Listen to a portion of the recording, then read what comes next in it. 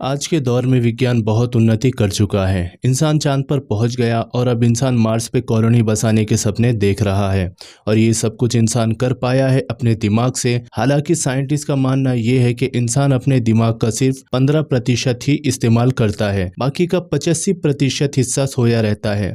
लेकिन दोस्तों, क्या हो अगर इंसान अपने दिमाग का 50% हिस्सा इस्तेमाल करना स्टार्ट कर दे। मूवी के स्टार्ट में हमको एक लड़का दिखाया जाता है और इसका नाम होता है एडी एक राइटर बनना चाहता है, लेकिन बहुत ट्राई करने के बाद भी वो अपनी किताब नहीं लिख पा रहा था। उसके अंदर मोटिवेशन की कमी थी और उसके दिमाग में किसी तरह के कोई भी आइडियाज नहीं आ रहे होते हैं। साथ ही वो अपने काम के लिए बहुत ज्यादा सीरियस और फोर्स भी नहीं होता। इसी बात से उसकी गर्लफ्रेंड, जिसका नाम लिंडी होता है, वो एडी से ब्रेकअप कर लेती है। एडी अपनी जिंदगी से बहुत परेशान हो चुका था और एक दिन उसको अपना फ्रेंड मिलता है जो कि अब ड्रग्स डीलर बन चुका है और एडी उससे बोलता है कि उसे एक राइटर बनना है, लेकिन उसके दिमाग में कोई आइडियाज नहीं आते। इसी वजह से वो परेशान रहता है। ये सुनने के बाद उसका फ्रेंड उसे एक ड्रग्स देता है और कहता है ये ड्रग्स लेने के बाद तुम्हारा दिमाग बहुत तेज काम करने लगेगा, और ये बोलकर वो वहां से चला जाता है। और अब एडी को ना चाहते हुए भी वो ड्रग्स लेना पड़ता है क्योंकि वो अपनी किताब पूरी करना चाहता था। जब वो अपने घर पर आता है तो वहां पर उसकी घर की मालक होती है जो उससे किराए के बारे में पूछती है, लेकिन ड्रग्स के नशे की वजह से एडी को उसकी कोई बात भी समझ नहीं आती। तभी वो उसके बैग में एडी एक बुक देखता है और एडी उससे बोलता है कि आप लॉ कॉलेज से हो। दरअसल एडी ने अपनी लाइफ में जितनी भी किताबें पढ़ी होती है, अब वो सब की सब उसके दिमाग में घूम रही होती हैं, क्योंकि ड्रग्स की वजह से उसका दिमाग अब बहुत ज्यादा शार्प हो जाता है। वो उस लेडी को एक बुक रिकमेंड करता है जो उसके लिए बहुत ही फायदेमंद हो सकती है, जो कि उसके फील्ड से जुड़ी होती है, जिस वजह से वो लेडी एडी से इम्प्रेस हो जाती है। फिर एडी अपने रूम में आता है। उसके दिमाग के साथ उसकी फिजिकल एक्टिविटी भी बहुत ज्यादा तेज हो गई होती है। वो अपने रूम को जो बहुत ज्यादा खराब होता है उसको ठीक करता है। फिर वो अपने लैपटॉप को लेकर बुक लिखना स्टार्ट कर देता है और उसके दिमाग में ज्ञान का भंडार है जो घूम रहा है। बचपन से लेकर अब तक उसने जितनी भी किताबें पढ़ी है, जितनी भी उसने एक्सपीरियंस लिया है, वो सबका सब उसके सामने आने लगता है। तो वो कंटिन्यू लिखना स्टार्ट कर देता है और लिखते लिखते एक ही दिन में वो 90 पेजेस लिख देता है, जो कि अपने आप में बहुत बड़ी बात है। और ये सब उस ड्रग्स की वजह से हो रहा होता है। नेक्स्ट डे वो अपनी लिखी हुई बुक को पब्लिशर के पास लेकर जाता है और वो बुक छोड़कर अपने घर वापस आ जाता है। कुछ देर बाद उसको पब्लिशर का कॉल आता है। वो उसकी बहुत तारीफ करती है क्योंकि उसने बहुत अच्छा लिखा होता है। एडी के दिमाग में जो ड्रग्स का असर होता है वो पूरी तरह से अब खत्म हो चुका है, इसलिए एक बार फिर से वो अपने उसी फ्रेंड के पास जाता है वो ड्रग्स उससे लेने के लिए। और एडी उसे बोलता है कि मुझे और भी चाहिए। उसका फ्रेंड कहता है कि ठीक है, पर तुम्हें मेरे लिए एक काम करना होगा। वो एडी को एक काम देता है और एडी उस काम को कर भी देता है। जब वो अपने फ्रेंड के अपार्टमेंट में आता है तो वो देखता है उसके फ्रेंड को किसी ने मार दिया है, और अब वो वहां पर पुलिस को बुलाने से पहले उस ड्रग्स को ढूंढ लेता है और पुलिस स्टेशन जाकर सब कुछ बता देता है। पुलिस उससे कहती है कि तुम हमारे कांटेक्ट में रहना। इसके बाद एडी अपने घर आता है और फिर से उस ड्रग्स को लेता है, जिससे उसका दिमाग एक बार फिर से एक्टिव हो जाता है। उसके दिमाग में ज्ञान का भंडार घूमना शुरू हो जाता है और वो एक्सरसाइज करता है। साथ ही वो और भी चीजों को सीखना शुरू कर देता है। उसने उसके फ्रेंड के घर से जो पैसे लिए होते हैं वो उन पैसों को शेयर मार्केट में इन्वेस्ट कर देता है, जिससे उसको बहुत ज्यादा प्रॉफिट होता है। लेकिन एडी और भी कामयाब आदमी बनना चाहता था, इसलिए वो एक आदमी से कर्ज लेता है और उस पैसों को भी वो सट्टे में लगा देता है, जिससे उसका पैसा डबल हो जाता है। इसके बाद वो अपनी एक्स गर्लफ्रेंड लिंडी से मिलता है। लिंडी उसको देखकर बहुत खुश होती है क्योंकि वो हमेशा से चाहती थी कि एडी बहुत बड़ा आदमी बने। लिंडी फिर से एक बार उसकी जिंदगी में आना चाहती है, जिससे एडी बहुत ज्यादा खुश हो जाता है। तभी एडी देखता है कि एक आदमी उसका पीछा कर रहा है। सीन यहाँ से शिफ्ट होता है और एडी को एक दूसरी जगह दिखाया जाता है। एडी उस आदमी को ढूंढ रहा होता है जो उसका पीछा कर रहा था। उसे समझ नहीं आता वो यहाँ कैसे आया। नेक्स्ट डे एडी की एक बहुत बड़े बिजनेसमैन से मीटिंग होती है और वो उससे मिलने जाता है। वो आदमी एडी को उसके कंपनी की सारी फाइल्स दिखाता है और कहता है कि मुझे मेरी कंपनी के लिए कुछ सजेस्ट करो। एडी उसके कंपनी की फाइल्स देखने के बाद उसको ऐसी आइडियाज देता है कि जिससे वो आदमी एडी से बहुत ही ही ज्यादा इम्प्रेस हो जाता है।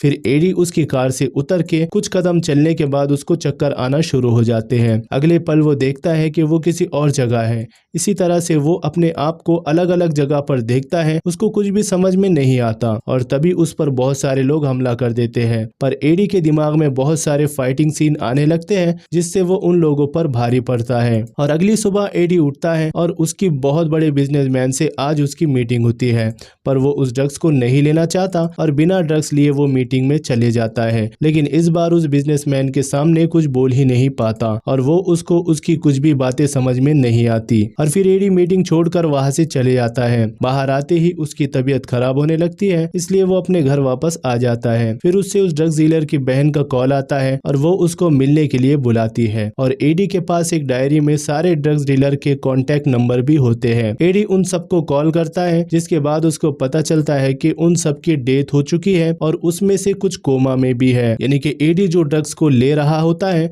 वो बहुत ज्यादा खतरनाक है, जिससे एडी की मौत भी हो सकती है। फिर एडी उस ड्रग डीलर की बहन से मिलने जाता है और वो उसको बताती है कि जो ड्रग्स तुम ले रहे हो कभी मैं भी उस ड्रग्स को लिया करती थी, पर अब मैंने उस ड्रग्स को लेना छोड़ दिया है। इसको शुरुआत में लेना बहुत अच्छा लगता है, अगर तुम अपनी जिंदगी अच्छे से जीना चाहते हो तो तुमको भी इस ड्रग्स को लेना छोड़ना होगा। फिर एडी वहां से चला जाता है। अब एडी के पास वो आदमी आता है जिससे उसने पैसे उधार लिए होते हैं। वो उससे अपने पैसे मांगता है। फिर तभी एडी के पास से वो ड्रग्स नीचे गिर जाती है और उसको वो आदमी उठा लेता है और एक गोली खा लेता है, जिससे उसको बहुत अच्छा लगता है। अब वो एडी से बोलता है कि मुझे मेरे पैसे नहीं चाहिए, तुम मुझे ये सारी गोलियां दे दो। और एडी के पास जितनी भी गोलियां होती है वो उसको दे देता है और वो एडी को उसके बदले में पैसे भी देता है। फिर एडी घर पर आ जाता है और वो लिंडी को, जो कि उसकी गर्लफ्रेंड है, उसको सब कुछ बताने लगता है कि कैसे उसने ये सब कुछ किया है और इन सब को वो एकदम से नहीं छोड़ सकता। और लिंडी भी उसकी हेल्प करना चाह रही थी। वो उसके लिए ड्रग्स लेने के लिए जाती है, पर जब वापस आ रही थी तभी उसके पीछे वो आदमी लग जाता है जो एडी का पीछा कर रहा था और वो लिंडी का पीछा करने लगता है। लिंडी अपनी जान बचाने के लिए एक पार्क में चले जाती है और एडी को कॉल करती है। एडी उससे कहता है कि तुम अपनी जान बचाने के लिए उसमें से एक गोली खा लो। लिंडी को अपनी जान बचाने के लिए एक गोली खानी पड़ती है, जिससे उसका दिमाग भी बहुत ज्यादा तेज हो जाता है और लिंडी वहां से आसानी से निकलकर अपने घर पर आ जाती है। फिर एडी उसको दोबारा वो गोलियां लेने से मना कर देता है और बोलता है कि मैं भी जल्दी ही इसको लेना छोड़ दूंगा। यहाँ पर एडी के घर के बाहर वो आदमी के लोग आ जाते हैं जिससे एडी ने पैसे उधार लिए थे, जिससे एडी ने ड्रग्स की गोलियां दी थी और अब वो ड्रग्स की और भी ज्यादा गोलियां चाहते हैं। वही एडी उससे ड्रग्स की और भी गोलियां देता है। फिर उससे बिजनेसमैन से मीटिंग करने के लिए जाता है और यहाँ पर मीटिंग बहुत ज्यादा सक्सेसफुल होती है। एडी उससे कहता है कि इससे पहले मेरी तबीयत बहुत ज्यादा खराब थी। एडी को अब इस नशे के बारे में और भी ज्यादा जानकारी होने लगती है। अब उसे पता है कि इसको लेने के बाद उसको ज्यादा से ज्यादा पानी पीना होगा और साथ ही टाइम पर नींद भी लेनी होगी और उसने अपने लिए 2 बॉडीगार्ड भी रखे होते हैं और यहाँ से उसी बिजनेसमैन से मिलने जाता है। यहाँ पर वो बिजनेसमैन और भी बिजनेसमैन लोगों से इसकी मुलाकात कराता है। यहाँ पर एक बहुत बड़ी मीटिंग होती है और एडी यहाँ उन सबको इम्प्रेस कर देता है, मतलब कि एडी इन सब बिजनेसमैन के साथ मिलकर उन्हीं का एक बहुत बड़ा हिस्सा बनने वाला है। एडी जब घर आता है तो वो देखता है उसके घर में सारा सामान बिखरा हुआ है, यानी कि उसके घर में किसी ने तलाशी ली है। एडी अब दूसरे घर में शिफ्ट हो जाता है जहाँ का सिक्योरिटी सिस्टम पहले से भी ज्यादा सिक्योर होता है। इस कहानी की शुरुआत में जिस ड्रग्स डीलर का मर्डर हुआ था उसके पास पुलिस वाला आता है। दरअसल पुलिस को अब एडी पर शक है। एडी अब एक बहुत बड़े लॉयर को हायर करता है जो उससे सारे चार्जेस और इल्जामों से पूरी तरह से उसको फ्री कर देता है। अब एक बार फिर से एडी फाइनल मीटिंग के लिए जाता है जो उसके बड़े बड़े बिजनेसमैन के साथ होती है। लेकिन यहाँ पर जो सबसे बड़ा बिजनेसमैन होता है जिसकी पिछली बार मीटिंग में थोड़ी तबीयत खराब थी, वो यहाँ पर नहीं आता बल्कि उसकी वाइफ आती है। उसकी वाइफ बोलती है कि मेरे हस्बैंड की तबीयत ठीक नहीं है, जब तक वो ठीक नहीं हो जाते हम कोई डील फाइनल नहीं करेंगे। यहाँ पर उन सबको पता चलता है कि वो अब कोमा में है। अब जब वो लेडी गाड़ी में जा रही होती है तभी एडी देखता है कि उसके साथ वही आदमी है जो एडी का पीछा कर रहा था और वो आदमी उस बिजनेसमैन का ड्राइवर होता है। अब वो अपने बिजनेस पार्टनर से मिलता है। दोनों के दोनों परेशान होते हैं क्योंकि जब तक वो बड़ा बिजनेसमैन कोमा से होश में नहीं आ जाता तब तक ये लोग बिजनेस डील फाइनल नहीं कर सकते। एडी फिर से वो ड्रग्स लेने के लिए वॉशरूम में जाता है, पर वो देखता है कि उसके पास एक भी गोली नहीं होती और किसी ने उसकी वो गोलियां चुरा ली होती है और वो किसी और ने नहीं बल्कि उसके लॉयर ने ही की थी। अब एडी अपने घर पर जाता है जहाँ पर वो टीवी पर न्यूज में देखता है कि उसके लॉयर ने उसको धोखा दिया है। साथ ही वो आदमी अपने लोगों के साथ एडी के फ्लैट में आ जाता है जिससे एडी ने पैसे उधार लिए थे, लेकिन अब उसे अपने पैसे नहीं बल्कि उसको वो ड्रग्स चाहिए होता है। एडी उनका सामना नहीं कर सकता क्योंकि उसके पास वो गोलियां नहीं है। अगर उसके पास एक भी ड्रग्स की गोली होती तो वो इसको खाकर उनका सामना कर सकता था। और तभी उसको याद आता है कि उसने एक बॉक्स के अंदर एक गोली रखी है। वो उस बॉक्स को ढूंढ लेता है लेकिन वो उसको खा पाता, तभी वो आदमी यहाँ पर आ जाता है